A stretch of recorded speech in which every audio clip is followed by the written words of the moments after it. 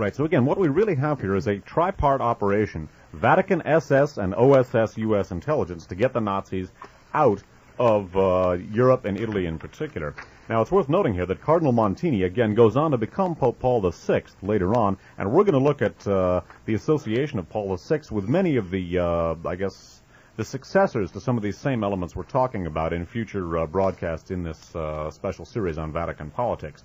Now, it's worth noting here, again, that this Ratlines served to get many of these Nazis out of Europe and into the service of the U.S. intelligence agencies, one or another, either the Counterintelligence Corps of the Army, the fledgling CIA and its Galen affiliate, or Galen wing, really, I should say, or any other aspect of U.S. intelligence.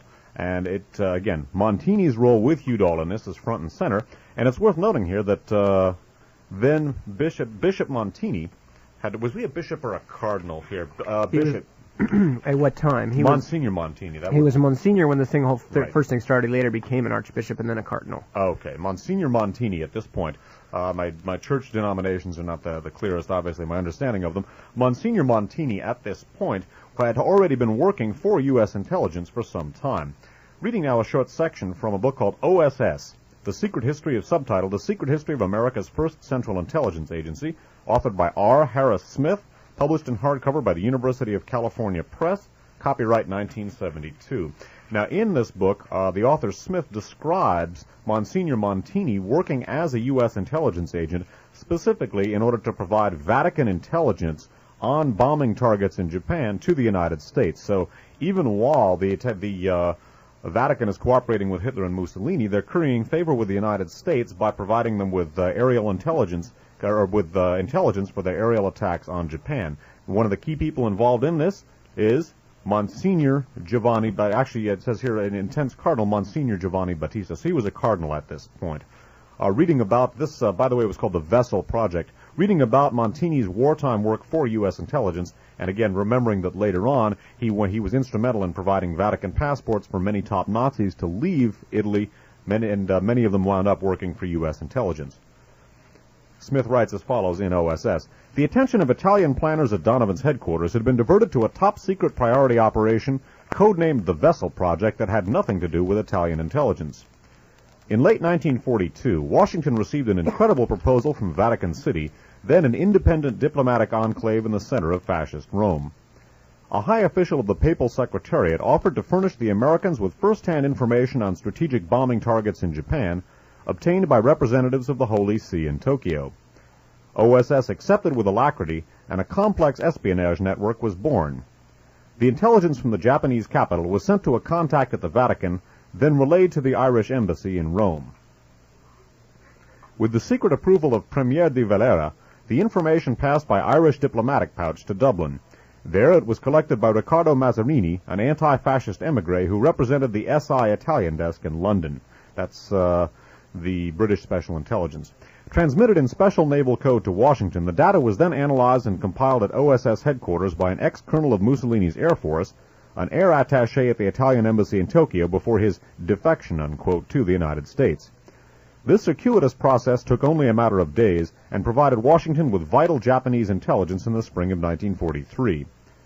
The Vessel Project was masterminded by two men. The Vatican agent was a thin, intense cardinal, Monsignor Giovanni Battista Montini, later to become Pope Paul VI. His fellow OSS conspirator, Earl Brennan, a veteran of the State Department's consular service and Republican member of the New Hampshire legislature, headed the SI desk in Washington. I guess SI was not, that's, anyway, that is a branch of U.S. intelligence here, working obviously with OSS. I'm going to have to double check just what that reference is to. Anyway, continuing here. Educated in Italy as a boy, Brennan had later returned to Rome to join the American embassy staff during the first years of the fascist regime. Working closely with another young Foreign Service officer, David Bruce, Brennan befriended the chief of Mussolini's Secret Service, leaders of the powerful Italian Masonic Order, and we'll be talking about that Italian Masonic Order later in this series, high-ranking fascist officials, and the Duce himself. So again, Pope Paul VI, at that time Cardinal Montini, was actively working for U.S. intelligence during World War II in light of the U.S. intelligence involvement with the Ratline and the fact that many of the people evacuated via the Ratline went directly into the work for U.S. intelligence. It's worth speculating the possible role of U.S. intelligence in directly influencing Montini's efforts in that regard. And we're going to talk about one place, at least, where the U.S. played a role, but also we're going to introduce one of our key players who is going to be showing up time and time again during these 5 broadcasts, a man who himself first became affiliated with most of the people that he is going to be showing up with later on at the end of World War II and the financing and organization of the Ratlines. I just remembered what SI stands for. That is actually a subdivision of OSS. What that is, it refers to Special Intelligence, and in fact the Special Intelligence Division of OSS during World War II, interestingly enough, in Europe was headed up by William Casey, currently director of the CIA. That's that reference. SI refers to the Special Intelligence Division of the OSS. It's a branch of OSS. Another member of the Knights of Malta. Yep. In the Knights of Malta, we're going to be talking about a little later in the broadcast. Absolutely. Anyway, back to the subject of yet another one of our main players who's going to come up time and time again, a man by the name of Licio Gelli. First name Licio, last name Gelli. Licio Gelli, who is going to be one of the most key players in the entire inspection of who shot Pope John Paul II and why. He could be looked at as the hub of the Mediterranean merry-go-round, perhaps. Absolutely. And Licio Gelli, again, as so many of these people did, first came into this strange kind of crossing over area between the Vatican, fascism, and intelligence at the end of World War II. And in the formation of the Ratlines that we have been talking about. Reading from David Yallop's In God's Name, talking about Licio Gelli and the formation of the repellent individual he grew to be, by the age of 17 he had already acquired a hatred of communism comparable to King Herod's attitude toward the firstborn. As members of the Italian Black Shirt Division, Gelli and his brother fought alongside Franco's army against the communists in Spain. Of this period in his life, Gelli observes, quote, "Only I returned alive," unquote. During the early stages of the Second World War, Gelli fought in Albania. Subsequently, he obtained the rank of Oberleutnant in the SS in Italy and worked for the Nazis as a, quote, liaison officer. His work involved spying on the partisans and betraying them to his German masters. Some of his early wealth was derived from his presence in the Italian town of Cattaro, where during the war the national treasures of Yugoslavia were hidden. A significant proportion of those treasures have never been returned to Yugoslavia, but were stolen by Gelli. Gelli's early devotion to a hatred of all things communist lessened in direct proportion to the defeats suffered by the Axis powers as the war progressed. He began to collaborate with the Italian partisans, who were largely communists. Thus he would locate a partisan hideout, dutifully tell the Germans, then advise the partisans to move before the raid. He continued to play both ends against the middle throughout the remainder of the war, and was one of the last of the fascists to surrender in northern Italy, close to where a young priest, Albino Luciani, had been hiding partisans in Belluno. And Albino Luciani is the man who eventually becomes Pope John Paul I, about whose death this book In God's Name is written. And we'll be talking about next week, by the way. Gelli's agreement to continue to spy for the communists after the war was instrumental in saving his life when he faced an anti-fascist commission sitting in Florence. The evidence that he had tortured and murdered patriots was deemed, after discreet intervention by the communists, to be insufficient. Having been cleared of these charges, he immediately organized a Ratline for Nazis wishing to flee to South America. His fee was 40% of their money. Another organizing member of the Ratline was a Catholic priest from Croatia, Father Krujoslav Draganovic. Among the men who escaped was Gestapo chief Klaus Barbie, usually referred to as the Butcher of Lyon. Barbie was not obliged to pay either Father Draganovic or Gelli. The cost was borne by the U.S. Counterintelligence Corps, which employed Barbie in espionage work until February 1951. Okay, several interesting things to look at. First of all, Licio Gelli's early involvement is, as they mentioned, in playing both sides against the middle. Licio Gelli's involvement as a man of connections, because this is what made Licio Gelli, as Dave mentioned, the hub of the Mediterranean merry-go-round, and one of the kingpins of Italian politics. Not a man whose face or name were well known, but a man who got things done and who was a mover and shaker. Now, interestingly enough, we note that Yallop suggests that a lot of Licio Gelli's early monies came directly from the Yugoslavian national treasure, which was being stored in Cattaro, Italy. Interestingly enough, about not too long after that particular involvement of Licio Gelli's with Yugoslavian money, they talk about his involvement along the rat line with Father Draganovic. Now, again, they call him Croatian priest Father Draganovic, but of course Croatia was merely a subset of what was Yugoslavia before the war and what is Yugoslavia today.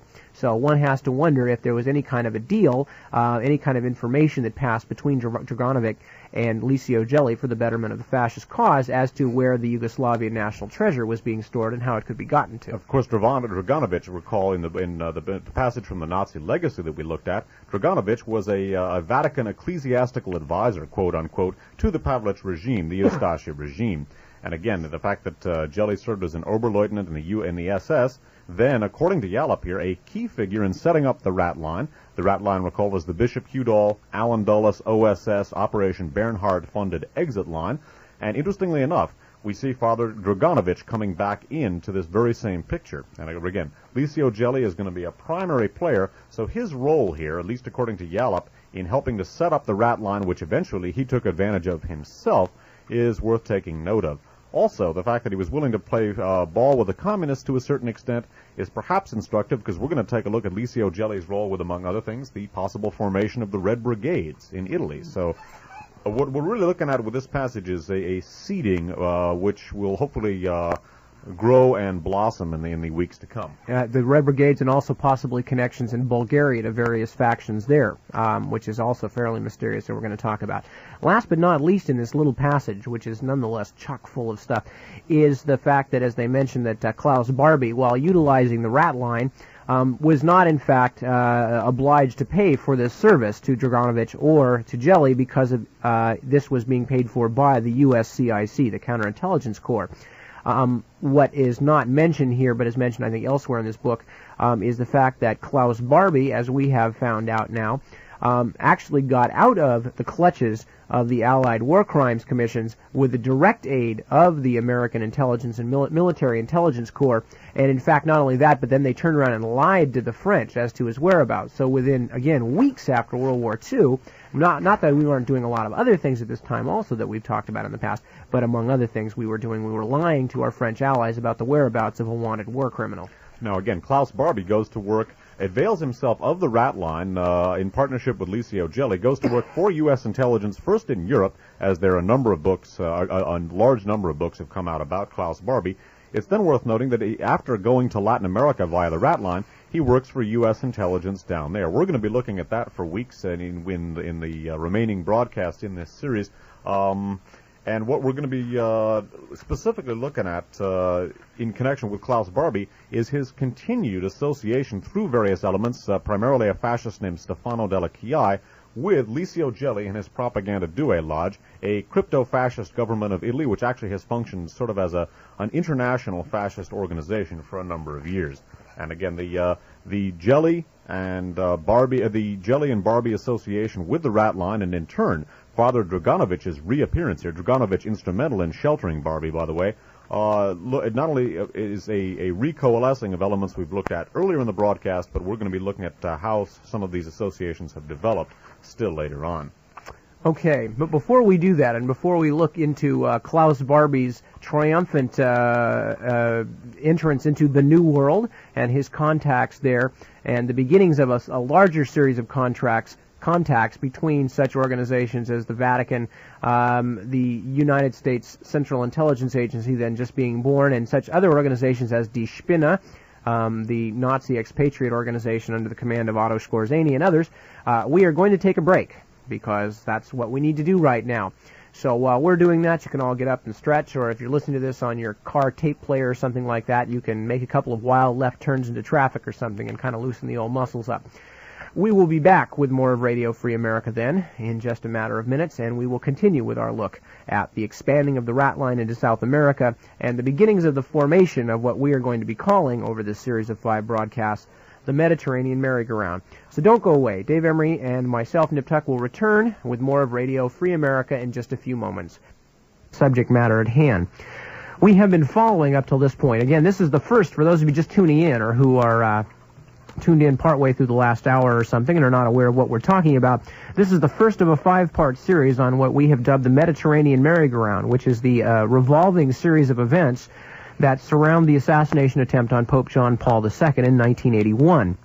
And one of the things that we felt was very important for people to understand were the antecedents of these events, because so oftentimes, in terms of contemporary history, or what is called news today, and which often passes itself off in place of history, virtually no attention whatsoever is given to what happened beforehand. And such was certainly the case in the assassination attempt on Pope John Paul II, in which a lot of people sprang forward and started throwing out theories, none of which seem to have any basis in historical reality whatsoever. So in propounding some theories of our own, we are first going to cover the historical background of the events and let our listeners understand exactly where these people were situated in the political issues of their day and what their actual involvement with these cases were, starting way back in the crucible of most of these events, which was World War II. And so far we've talked about the early concordats, the early treaties between the Vatican Church and Nazi Germany and fascist Italy. And we've talked about the fact that the great liberty of movement that was given to these fascist governments by the Vatican in return for certain control that the Vatican was able to reassume in Italy, and great sums of money, and of course the tacit agreement on both sides that the fascist governments would pursue relentlessly and ruthlessly that great enemy of the church, atheistic communism. Now, one of the people who most personified, I suppose, this particular series of agreements and accommodations made between the church and fascism was a man named Eugenio Pacelli, who became Pope Pius XII, but not before a long series of maneuvers, starting with, as we showed at the beginning of the broadcast, the actual donation of money when he was papal nuncio in Munich to Adolf Hitler on behalf of the church to fight atheistic communism, and later on including his role as Secretary of State of the Vatican with his brother Francesco Pacelli, a lawyer, in helping to actually negotiate the Lateran Treaty of 1929 between the Vatican and Mussolini's fascist government in Italy. Also played a key role in negotiating a similar agreement with Hitler, with whom he then achieved a rapprochement after Pius XI had begun to condemn Hitler's persecution of Catholics in the church. Absolutely. And as the war wound to a close, first of all, we also looked at the fact that Pope Pius XII, which was the papal name that Eugenio Pacelli took when he became Pope, Pius XII basically stood by while hideous acts of terror were visited upon, for instance, the Serbians, Gypsies, Jews, and other non-Catholics of Yugoslavia by the Croatian Ustasha, and as far as the church's support of the fascists in Spain and various other places. And we talked about what we're talking about now. We led into the discussion of how, as the war was winding down and the eventual defeat of the Axis became obvious, that people like Martin Bormann and Freddie Schwend became very interested in squirreling away large amounts of money to help the Nazis get out of Europe. And one of the ways they did this was through Operation Bernhardt, a massive counterfeiting scheme, counterfeiting mostly British and some American money, and that this money was then used in conjunction with the aid of American intelligence, which was interested in supporting any sort of anti-communism, no matter how foul that anti-communist might be, and the Vatican itself, which also had a certain interest in anti-communism, that this money and the SS, the Vatican, and the CIA, or before the CIA, the OSS and Central Intelligence, and Counterintelligence Corps of the military, all got together to help get the Nazis, especially the top-ranking Nazis, out of Europe. And we talked last about Bishop Alois Hudal, a pro-Nazi bishop, originally born probably in Germany, perhaps in Austria, who, with the help of Cardinal Giovanni Montini, later to become Pope Paul VI, actually got Martin Bormann and Schwend and some other high-ranking Nazis Vatican passports that proclaimed them as priests, the highest amount of security the Vatican could throw behind somebody, and then allowed them to get to safety in Latin America. We also took a look at Licio Gelli, a lieutenant in the SS, an informer, a liaison officer between the Italian fascists and the SS, a supporter of Mussolini, and a man who basically was emerging at this time as an international manipulator. According to David Yallop, he helped set up the Ratline, along with Bishop Udall and also Father Draganovic, who was a Vatican emissary to the Croatian fascist government during World War II. And Licio Gelli, of course, eventually went on to become head of the P2 Lodge, and the P2 Lodge is going to be a key player in the rest of the broadcasts in this Vatican series. And Father Draganovic helps Klaus Barbie, who will be associated with Licio Gelli for a long time. Don't forget, too, that the Vatican Bank itself was begun in 1942 and that the assets which wound up in it were generated by the very same Pacelli-affected Lateran Treaty with Mussolini. That's right. And as we mentioned earlier in the broadcast, that Lateran Treaty of 1929, among other things, besides literally making the Catholic Church the state religion of Italy and allowing the Catholic Church a great deal of leeway as well as being a sovereign state. One of the things it also did was to give a lump sum of money to the tune of about $100 million directly to the Vatican, which then used it to form the basis of the Vatican Bank funds that would go on to play such an important part in some of the events we're going to be looking into.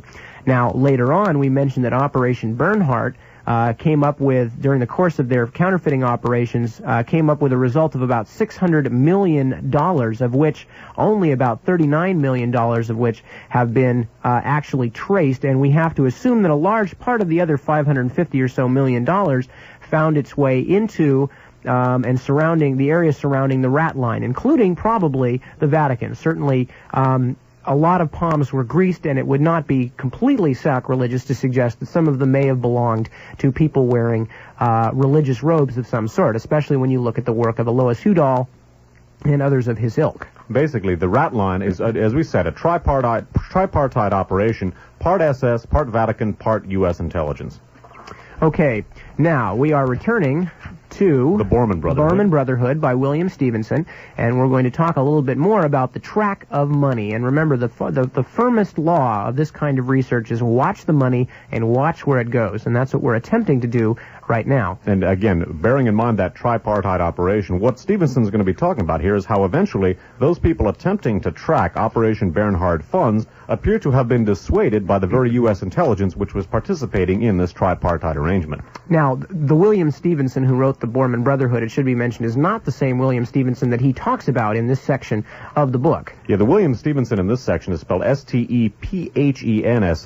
He was head of British intelligence in the Americas during World War II, codenamed Intrepid. Also, although it's not mentioned here, a man who played footsie with the Nazis quite a bit, as we looked at an American swastika. That's different than the author of the book, who is William Stevenson, Stephenson, who also worked for the British in World War II.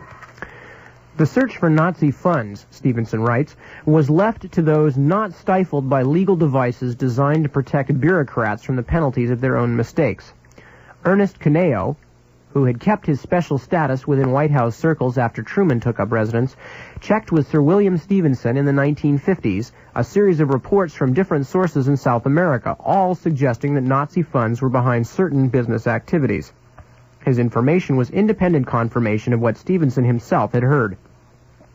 Stevenson had a considerable knowledge of German routes for couriers, agents, and smugglers. During the war, his intelligence net included at least one reliable observer on every neutral vessel sailing between the American continent and Europe. And these observers, as a matter of course, reported on arrival in port to the local British Secret Service agent. At every civilian airport, he had men among the ground technicians and occasionally aboard the aircraft. One reason for his obstinate refusal to sabotage aircraft or ships was that he was protective of his own men. But also, as a pilot, he could never bring himself to destroy a plane and crew by such methods. His operations were shared with the U.S. Office of Naval Intelligence. Between them, it was agreed in 1945 that dirty money and Nazis on the run might be expected to move along well-defined routes. But at some point, and for reasons that one can now speculate upon, the curiosity of the two, quote, happy amateurs, Stevenson and Cuneo, was curbed.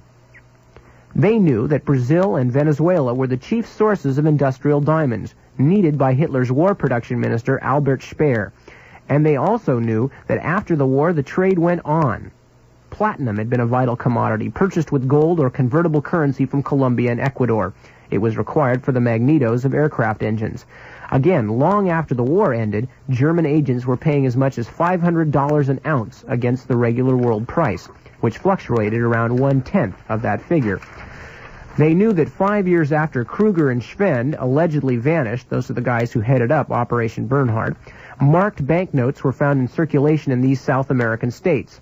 The marked notes were not forged. They were notes whose registration numbers had been recorded at the time they were purchased in Swiss banks for the forged currency. The FBI had always been denied authority to wage, quote, special operations of the kind conducted by Stevenson. In this post-war period, the normal police investigative agencies of Britain and the United States were also hamstrung. In countries that tolerate criminal activities affecting other nations, it had not been unknown for Allied agents to apply the law themselves. There was pressure from some British Treasury agents simply to wipe out the sources of the fake money. To the old professionals, it seemed as if the bureaucrats, the establishment intelligence agencies, and the departments concerned with foreign affairs had intervened. Perhaps they had. General Gehlen and his company of intelligence experts, within months of switching from Hitler's side to that of the United States, had convinced his new friends that almost anything was justified in the Cold War against communism. His agents were called V-men. They were recruited from the Gestapo and the SS. Nazi records in which Germans who voiced opposition were frequently labeled communists were suddenly an Allied index to the worthiness of West German civilians. Values must have seemed upturned, for now the middle-level Nazis could boast discreetly of their virtue as enemies of Bolshevism. I think this explains the convenient evaporation of Kruger and the bulky apparatus known as Operation Bernhardt.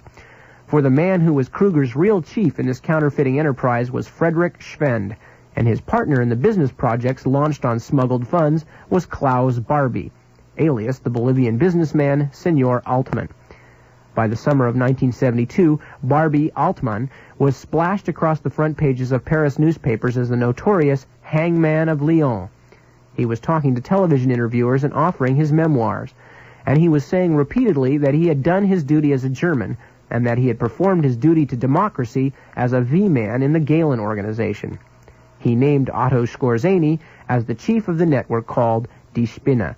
And of course, Die Spinne is the spider, one of the many, but probably among the most important, if not the most important, of the post-war sort of SS friendship organizations set up all around the world to help hide SS men and to help combat their enemies, in many cases carrying out assassinations and various terrorist activities, launched by Otto Skorzeny, otherwise known as Hitler's Commando. Again, though, notice the key play that is being given right here by Stevenson to Gehlen, of course. This is Reinhard Gehlen, who we've talked about at great length on One Step Beyond and other programs here at KFJC. Reinhard Gehlen, the former chief of intelligence for the Eastern Front for Adolf Hitler, who, before the war had even ended, had changed allegiances, had basically turned himself over to the Allies, and had taken virtually his entire organization to the Allies, where it was made the then brand new CIA's Eastern Front intelligence operation. So we grafted on our entire intelligence operation on the Eastern Front from a Nazi cutting. No, not a Nazi cutting, a whole damn Nazi tree, actually. Now, this is significant, again, because a lot of people say, they look at this and they say, well, you know, in the context, well, people probably didn't know what was going on. It was very confusing. Well, of course it was somewhat confusing, but quite a few people knew exactly what was going on, and time after time, people who did know what was going on were thwarted by higher-ups in government who were more interested in having people of the right anti-communist persuasion, even if they were Nazi war criminals, in service and in the harness on behalf of Western interests than they were in actually bringing anybody to justice, regardless of how many people's deaths they'd been responsible for. Okay, now, one of the things worth noting, again, about this whole Ratline operation, a tripartite Vatican SS U.S. intelligence operation, is that many of its key beneficiaries and operatives, including the aforementioned Klaus Barbie, the aforementioned Fritz Schwend, and as we're going to look at in just a couple of minutes, the aforementioned Walter Rauff, all went to work in Latin America and elsewhere for U.S. intelligence. Concerning Friedrich Schwend, the mastermind and the key figure in Operation Bernhardt, and his work for American intelligence, a reference to that is contained in the book The Nazi Legacy by Linklater and Ashenson. Reading from The Nazi Legacy about Schwend's work for U.S. intelligence, at the end of the war, like Klaus Barbie, Schwend worked for the Americans before escaping to South America. U.S. documents reveal that after passing into the hands of the 44th CIC detachment, he was used as an informant by American intelligence agencies in Austria, the Austrian Tyrol, and Moran, North Italy. We're going to take a look at Schwenn's work in Latin America also in the third of our broadcasts on the Vatican. So it's worth noting again that at least as far as U.S. intelligence appears to have been concerned, the main utility of the Ratline was to get all of these Nazis out of Europe into or out of the clutches of anti-Nazis and into the work of U.S. intelligence. Now, another prominent Nazi was a man by the name of Walter Rauff. Walter Rauff was down in the chain of command, but he was the man who was in charge of the mobile gas chambers, as will be mentioned in this article, underneath Adolf Eichmann in the earliest part of putting together the final solution scenario. And Rauff was the fellow who had specialized in anti-communist operations in Italy for the Nazis, and then as we looked at in the first part of the Peter Dale Scott article from Covert Action that we're going to continue with here, then proceeded to perform the same function for Allen Dulles and OSS in Italy. Indeed, and this is again the Peter Dale Scott article from Covert Action Information Bulletin. Walter Rauff, who had negotiated in Milan with Dulles' aide Daddario, was also spared, despite having directed the mobile gas chambers in Nazi-occupied Russia. By his own account, which has been reported as fact in the U.S. press, Rauff, quote, escaped after his arrest by U.S. troops to move with Vatican help first to Vatican City and then to Syria. British and French sources agree, however, that Rauff, by as early as June 1945, had established himself in Genoa. Let me just mention, of course, that that was also Klaus Barbie's story for a long time, or at least the U.S. story was that Klaus Barbie had, quote, escaped, and it only came out in the last 4 or 5 years. In fact, Klaus Barbie was allowed to escape by U.S. intelligence, whom he was working for. So anyway, British and French sources agree that Rauff, by as early as June 1945, had established himself in Genoa. There, with the aid of Cardinal Siri, the Bishop of Genoa, Rauff organized a transit camp where as many as 5,000 fleeing Nazis were sheltered before their departure to Argentina, Syria, or Egypt. The French Nazi hunter, Beate Klarsfeld, agreed that, like his Kameradenwerk ally Schwenn, Rauff, too, was working with U.S. intelligence before escaping to Chile. And, of course, after he escaped to Chile, Walter Rauff went to work for the Chilean secret police, the DINA, the DINA, where he helped to put together the operation at Colonia Dignidad, which is probably the worst prison camp, concentration camp, in the entire North and South American continental mass, and was there until his alleged death a couple of years ago. Okay. Now, again, note the work of all of these people for U.S. intelligence. Now, we're going to take up now a little bit of the association of the Third Reich, or of fascism and the Vatican after the war. Obviously, the Operation Bernhardt Ratline began during the latter stages of the war and was continuous throughout the conclusion of the war on into the Cold War period itself. In the Cold War period, the Vatican continued to look with favor on Nazi elements, particularly those that could avail them in their perceived struggle, or actual struggle, actually, against communism. And one of the organizations that we're going to be looking at now is an organization called the Sovereign Military Order of Malta, also known as the Knights of Malta. We're going to talk about them, some of the people in them, in just a second. An excellent article on the Knights of Malta, and unfortunately I forgot to Xerox off the title page of the article. I think it's called There Will Be, in fact I'm positive it's called There Will Be Done.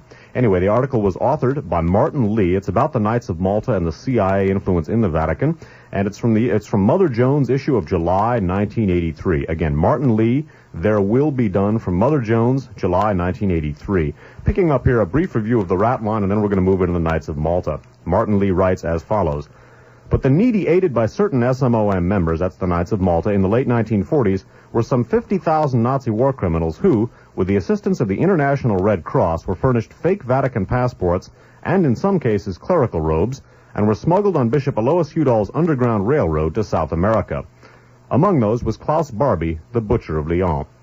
In 1948, the SMOM gave one of its highest awards of honor, the Gran Croce al Merito con Placa, to General Reinhard Gehlen, Adolf Hitler's chief anti-Soviet spy. Only 3 other people received this award. By the way, I would add that is in the 1,000-year history of the Knights of Malta, so Gehlen was only the 4th recipient of the award in roughly a millennium. Gehlen, who was not a Catholic, was touted as a formidable ally in the Holy Crusade against godless Marxism. After the war, he and his well-developed spy apparatus, staffed largely by ex-Nazis, joined the fledgling CIA. Eventually, hundreds more Nazis ended up on the U.S. government's payroll. Among them was Klaus Barbie. Now, again, note that Galen, only the fourth person in the roughly 1,000-year history of the Knights of Malta to receive that award, the Gran Croce al Merito con Placa. Okay, now, the Knights of Malta, basically, to make a long story short, and we're going to go into them in much, much greater detail later in the series, the Knights of Malta, basically, for all intents and purposes, is the military wing of the Catholic Church. It's a church order, and its members are officially knighted, and it involves, for our purposes, a number of very, very key figures in the U.S. political establishment and the national security, intelligence, and defense establishments in particular, and also a number of other arch-reactionary figures throughout history. Obviously, Galen received its award. Some of the members include William Casey, the current head of the Central Intelligence Agency and the head of the Special Intelligence Division of OSS during World War II. Also, both Buckleys, William and James Buckley, Lee Iacocca, John McCone, head of the CIA when Kennedy was assassinated, Alexander Haig, former Secretary of State under the Reagan administration, William Wilson, the current Reagan ambassador to the Vatican, Robert Wagner, former mayor of New York City, and a lot of other key people in the U.S. intelligence and military establishment. I don't know if you mentioned James Jesus Angleton, who was formerly, actually at the time of the war, when Casey was the one of the head of, what was Casey head of in Rome? He was head of the OSS Special Intelligence in Europe. Okay, and Angleton was head of the Rome station for the OSS during that war. Angleton later won another very important award, and later on he was, of course, the chief of counterintelligence for the CIA during the late 50s and early 60s. And also was instrumental in rescuing a man named Prince Giusto Valerio Borghese, or Giusto probably to give it an Italian pronunciation. We're going to be talking about him and the whole propaganda Douai Lodge tangle later in the broadcast. Now, one of the most important people, a member of the American Knights of Malta, is a man named J. Peter Grace. Grace is also a member of the Reagan administration, being head of Reagan's Businessman's Commission on Cutting Costs in Government. It's also worth noting for our purposes here that J. Peter Grace has a long-standing affiliation with the U.S. intelligence establishment, chiefly through an organization called the American Institute for Free Labor Development. That is a CIA front that has been very active, I should say, and in Latin America and elsewhere to break up powerful labor unions and to make the situation more felicitous for corporate development. J. Peter Grace is a key element of the American Knights of Malta, also a very, very key figure in the Reagan administration. Now, J. Peter Grace and his role in the Knights of Malta here, recall Galen's decoration by the Knights, is very important here because we're going to take a look now at some contemporary associations between die-hard fascist elements, including some people with connections to some of the most heinous of all Nazi operations, and the Vatican to this day, including Pope John Paul II. And again, this may seem a little bit startling. What we're going to be doing now is playing a section of a Hard Rain show, which some years back, when we were not aware of how long the Mediterranean merry-go-round would keep going around, on the now defunct Hard Rain show, at least on this station, I undertook about a 26-part series while we were working on it together on One Step Beyond. And basically, this program is from roughly February or March of 1983. It was at that time, the 15th program in a 26-part series about the Mediterranean merry-go-round, which I'd say covered a little over half the material. There's so much that has happened in the roughly 3 years since that time. But to give you an idea of what a massive tangle this is and why we're devoting 25 hours, as I say, this half-hour segment, or roughly half-hour segment you're about to hear, was the 15th program in a 26-part series, which didn't even come close to covering the basics in the issue. But in this program, which is called the Vatican Auschwitz IG Farben connection, you're going to hear about some insidious links between the Vatican and Auschwitz, and some of these links are apparently still functional today. Okay, so going on and playing again, as Dave said, from approximately February or March of 1983, A Hard Rain featuring Dave Emery. My name is Dave Emery. It's time once again for Hard Rain.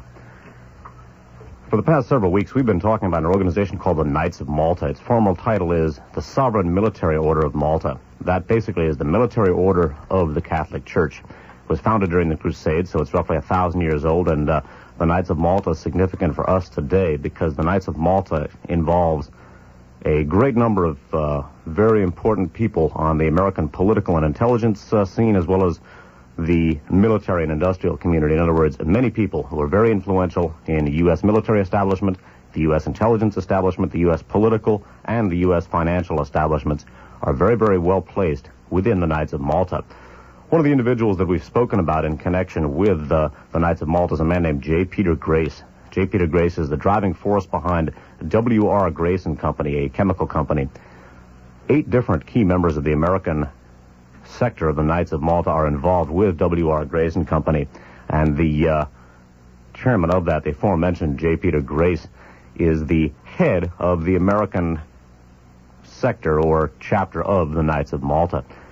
In connection with our discussion of J. Peter Grace, which occupied just about all of the last broadcast that we did on this subject, we talked in particular about a couple of aspects of J. Peter Grace's career that we're going to take up at greater length today. First of all, we spoke about the fact that J. Peter Grace's company, W.R. Grace and Company, had been reported by Nazi hunter Charles Allen to be using various key Nazi war criminals and technocrats from Project Paperclip, a project whereby key Nazi military industrialists were brought over by the United States to work within our own defense industry. We're going to talk about that. We're also going to talk about the appointment of J. Peter Grace by President Ronald Reagan to a special President's Advisory Board on cutting costs in government. This special advisory board is to be made up of businessmen, and it is headed by J. Peter Grace. All of this is basically going to lead us into a discussion of one of the most important and least known and very terrifying aspects of the Vatican today, namely the profound intersection between the papacy, between the Vatican and Auschwitz. And that's what we're that's what we're going to be talking about today. We're going to be talking about the Vatican, Auschwitz, IG Farben connection. Now, the first thing we're going to be talking about today is basically the relationship between the aforementioned J. Peter Grace and a man named Dr. Otto Ambros. Dr. Otto Ambros is a key member of the Nazi IG Farben chemical cartel, and he has served as a personal friend and technical advisor to J. Peter Grace and W.R. Grace and Company for many years. Otto Ambros was the German industrialist who selected the town of Auschwitz as the site for several IG Farben installations due to a number of different angles, not the least of which was the availability of slave labor. Otto Ambros was also IG Farben's expert for poison gas. And he also, by the way, helped develop the root technology that resulted in the development of magnetic tape.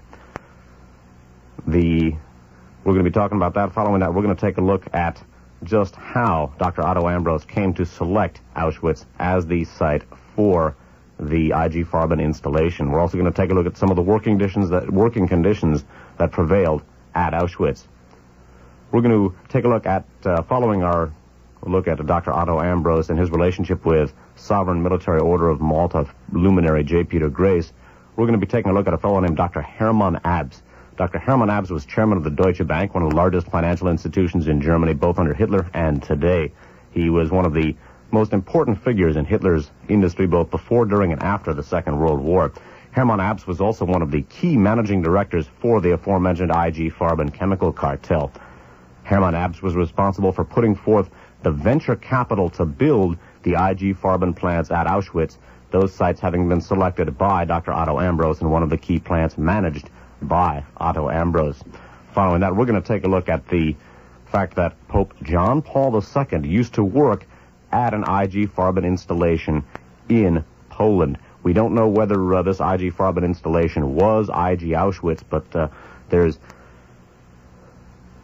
circumstantial evidence suggesting that it was, because certainly we know that the Pope was working for an IG Farben subsidiary, and we also know that he was working in the general area of Auschwitz. We don't know whether it was actually IG Auschwitz, but in light of the involvement, or the intersection, I really should say, of both Dr. Otto Ambros and Hermann Abs with the Vatican, both of those guys instrumental in setting up the IG Farben installations at the infamous Auschwitz concentration camp, it's certainly worth our attention and worth asking just what was the Pope doing at the IG Farben installations during World War II? How is it that these two individuals, these two heinous Nazi war criminals, came to be affiliated with the Vatican? This is the subject of our discussion today.